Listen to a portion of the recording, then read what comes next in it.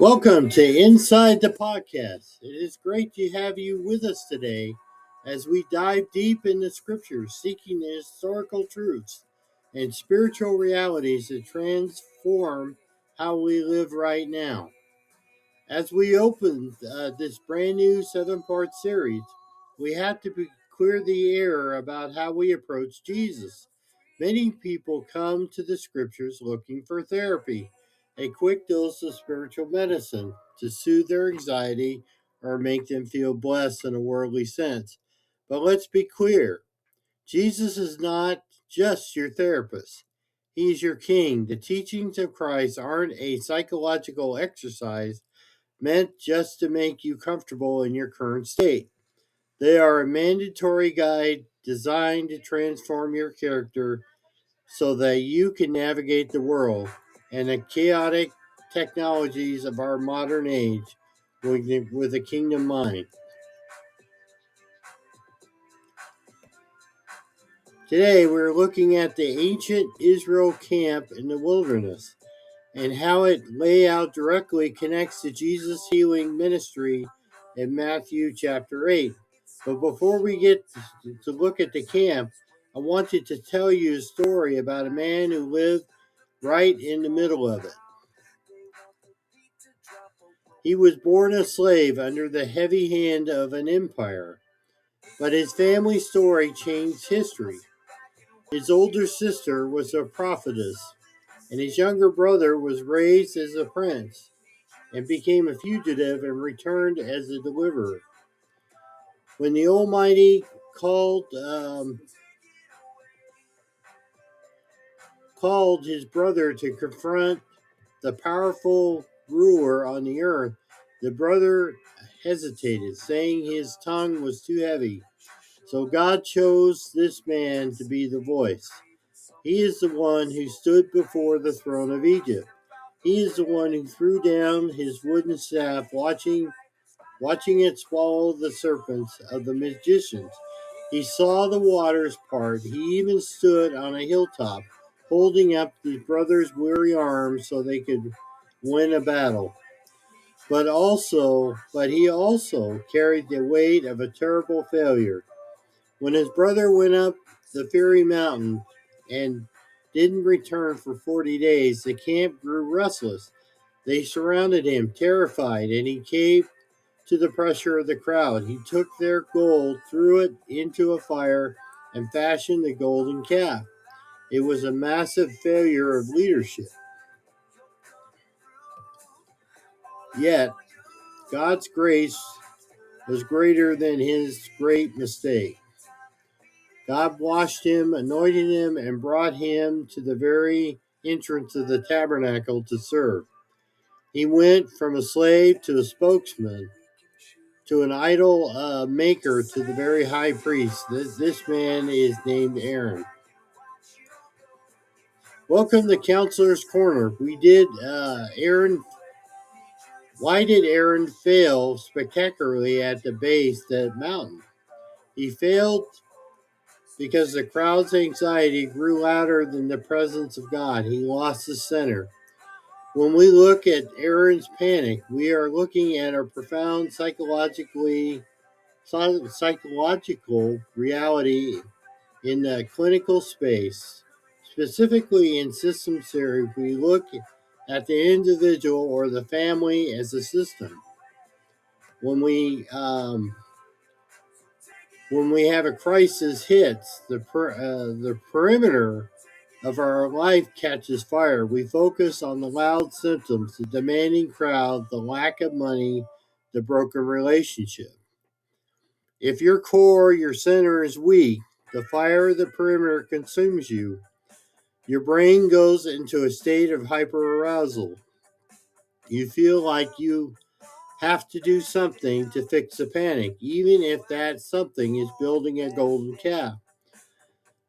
And I've been there myself. Psychologically, when you don't have a secure center, your mind will naturally attach to the loudest, most anxious thought in the room. Aaron, perimeter focus, centering his intentional clinical practice of bringing your mind and body back to a place of baseline safety. You cannot lead others if you are reacting to their anxiety instead of your own center.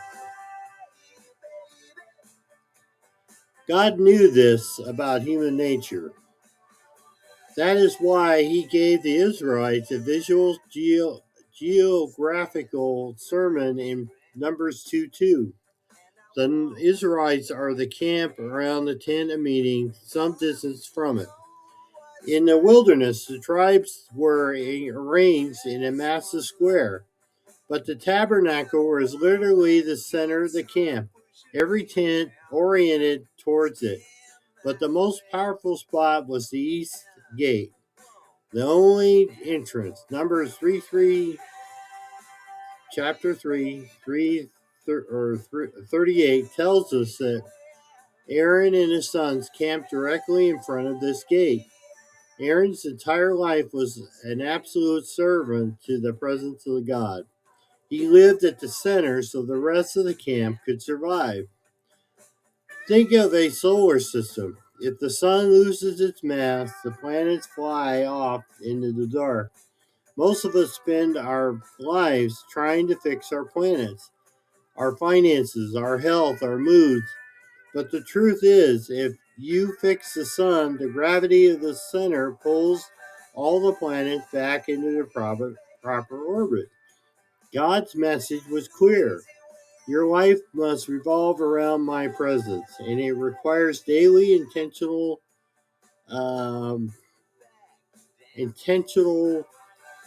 when the leper intentional rule.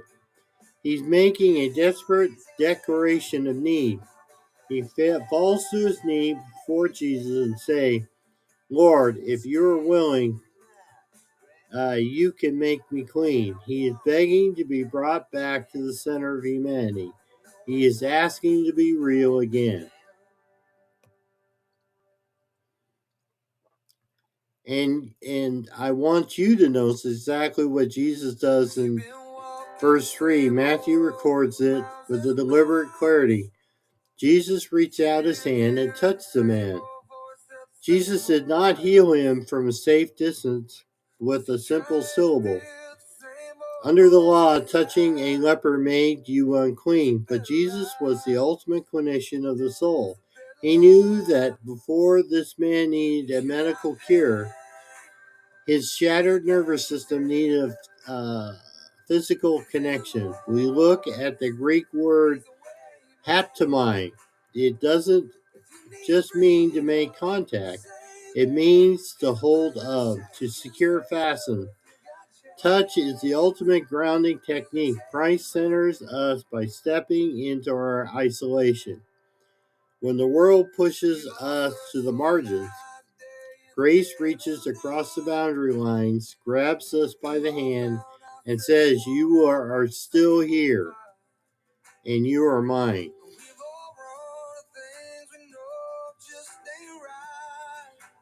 Part 5, Connection to Matthew, the new center. This brings us to Matthew 8. Jesus is coming down from the mountain and entering the camp of the people. The physical tabernacle has been placed by the living Christ in John chapter 1, 14, verse 14. Greek Proskuneō tells Jesus pitched his tent or tabernacle among us. He walked through the east gate of humanity. Immediately, two people approach him who understand what it means to recognize the sinner. The leper, the ground worshiper. Matthew 8:2 says, a man with leprosy bowed down before him. The Greek word is proskuneō. It means to bow low, to kiss towards or acknowledge absolute authority. The leper wasn't just asking for a transaction, he was engaging in the ultimate grounding exercise. Number 2, the centurion. And this is military logic. A few verses later, a Roman centurion asked Jesus to heal his servant. He tells Jesus, I am also a man under authority. He uses the Greek word tasso, meaning to place in a specific rank. The centurion looked at Jesus and didn't see him just a magician. He saw a general.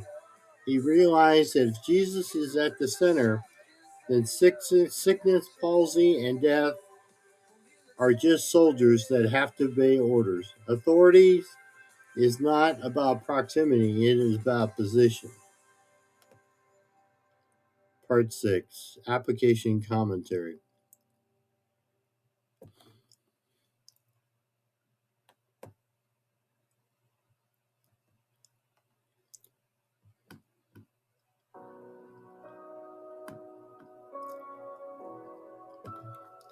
Imagine waking up every day and the very first thing you do is to reach for your phone. Not scripture, not prayer, but endless scroll of social media. For so many of us, our lives are implicitly centered on the stress or the approval of others. Your spiritual life will always drift towards whatever lies at the center. Gravity pulls everything towards the heaviest object in the room. If your anxieties are the heaviest thing in your life, your daily decisions will orbit around your fears.